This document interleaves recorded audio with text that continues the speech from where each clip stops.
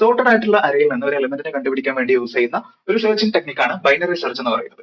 So binary search apply ചെയ്യാനുള്ള ആകെ വേണ്ട ഒരു കണ്ടീഷൻ എന്ന് പറയുന്നത് ആ തന്നിരിക്കുന്ന അറേ സോർട്ടഡ് ആയിരിക്കണം, എന്നാൽ മാത്രമേ നമുക്ക് ബൈനറി സെർച്ച് അപ്ലൈ ചെയ്യാൻ പറ്റത്തുള്ളൂ. ഓക്കെ, സോ അതിന്റെ അൽഗോരിതം പറയുന്ന ഇത്രേ ഉള്ളൂ.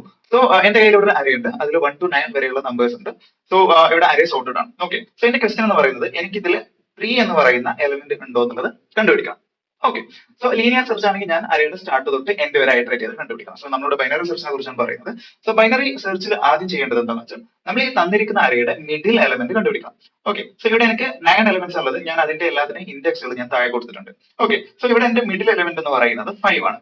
ഓക്കെ, സോ അങ്ങനെ മിഡിൽ എലമെന്റ് കണ്ടുപിടിച്ച് കഴിഞ്ഞാൽ സോ ഇവിടെ എന്റെ മിഡിൽ എന്ന് പറയുന്നത് എന്താണ് 5 ആണ്. നമ്മൾ ആദ്യം ചെയ്യേണ്ടത് മിഡിൽ ഈക്വൽ ടു നമുക്ക് കണ്ടുപിടിക്കേണ്ട വാല്യൂ ആണ്. ഇവിടെ ഈ വാല്യൂനെ n എന്ന് എടുത്തു, n ആണെന്ന് ചെക്ക് ചെയ്യണം.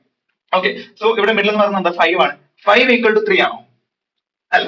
സോ നമുക്ക് ആൻസർ കിട്ടിയിട്ടില്ല. അപ്പൊ ഇനി നെക്സ്റ്റ് ചെയ്യേണ്ടത് 3 എന്ന് പറയുന്നത് തന്നിരിക്കുന്ന എലമെന്റ് മിഡിൽ എലമെന്റിനേക്കാൾ ചെറുതാണോ അതോ തന്നിരിക്കുന്ന എലമെന്റ് മിഡിൽ എലമെന്റിനേക്കാൾ ഗ്രേറ്റർ ആണോ? ഈ ഒരു കണ്ടീഷൻ നമ്മൾ ആൻസർ കണ്ടുപിടിക്കണം. ഓക്കെ, സോ ഇവിടെ 3 എന്ന് പറയുന്നത് ലെസ് ദാൻ 5 അല്ലേ? അപ്പൊ ഈ ഒരു കണ്ടീഷൻ ആണ് ഇവിടെ ശരി, ഇത് തെറ്റാണ്. അങ്ങനെ വരുമ്പോൾ നമ്മൾ ആ ഒരു മിഡിൽ എലമെന്റിന്റെ ലെഫ്റ്റ് പോർഷൻ അറേ എടുക്കണം, റൈറ്റിലോട്ടുള്ളതിനെ കംപ്ലീറ്റ് ആയിട്ട് നമ്മൾ അവോയ്ഡ് ചെയ്യും. ഓക്കെ, അപ്പോൾ ഇവിടെ 5 ആയിരുന്ന മിഡിൽ എലമെന്റ്, അവിടെ നിന്ന് റൈറ്റിലോട്ടുള്ള ആ ഒരു അറേനെ ഞാൻ കംപ്ലീറ്റ് ആയിട്ട് റിമൂവ് ചെയ്തു. ഓക്കെ, ഇനി ഞാൻ കൺസിഡർ ചെയ്യേണ്ട കാര്യം എന്താ? ആ ഒരു ലെഫ്റ്റ് പോർഷനെ മാത്രമേ എനിക്ക് കൺസിഡർ ചെയ്യേണ്ടതുള്ളൂ, അതായത് 1 to 4.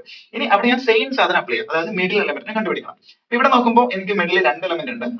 സോ ഞാൻ എന്റെ ഈ ഒരു എലമെന്റിനെ 1നെ മിഡിൽ എലമെന്റ് ആയിട്ട് എടുത്തു. സോ എന്റെ മിഡിൽ എന്ന് പറയുന്നത് 2 ആണ്. 2 ഈക്വൽ ടു 3 ആണോ? അല്ല, അപ്പൊ എനിക്ക് കിട്ടിയിട്ടില്ല. ഇനി അടുത്ത കണ്ടീഷൻ എന്താ? 2 എന്ന് പറയുന്നത് എനിക്ക് കണ്ടുപിടിക്കേണ്ട എന്തായിരുന്നു 3 അല്ലേ? സോ 3 എന്ന് പറയുന്നത് ലെസ് ദാൻ 2 ആണോ അതോ 3 എന്ന് പറയുന്നത് ഗ്രേറ്റർ ദാൻ 2 ആണോ എന്ന് കണ്ടുപിടിക്കണം. ഓക്കെ, അപ്പൊ 3 2നേക്കാൾ ചെറുതാണോ? അല്ല, അപ്പൊ ഈ ഒരു കണ്ടീഷൻ ഇവിടെ തെറ്റാണ്. 3 എന്ന് പറയുന്നത് ഗ്രേറ്റർ ദാൻ 2 ആണ്. അപ്പൊ നമ്മൾ എന്ത് ചെയ്യണം? ഈ മിഡിലിനേക്കാൾ ഗ്രേറ്റർ ആയതുകൊണ്ട് തന്നെ ആ ഒരു മിഡിൽ എലമെന്റിന്റെ ലെഫ്റ്റ് പോർഷൻ നമ്മൾ കംപ്ലീറ്റ് ആയിട്ട് അവോയ്ഡ് ചെയ്യും. എന്നിട്ട് നമ്മുടെ ഈ ഒരു റൈറ്റ് പോർഷനെ നമ്മൾ നെക്സ്റ്റ് അറേ ആയിട്ട് എടുക്കും. ഓക്കെ, ഇനി ഇവിടെ ചെയ്യേണ്ട എന്താ? മിഡിൽ എലമെന്റ് വീണ്ടും കണ്ടുപിടിക്കണം. സോ ഇവിടെ എനിക്ക് 2 എലമെന്റ് ആണുള്ളത്. സോ ഞാൻ മിഡിൽ എലമെന്റ് കണ്ടുപിടിക്കുമ്പോൾ എനിക്ക് കിട്ടാൻ പോകുന്നത് 3 ആണ്. സോ ഇവിടെ മിഡിൽ എലമെന്റ് എന്ന് പറയുന്നത് എന്താ?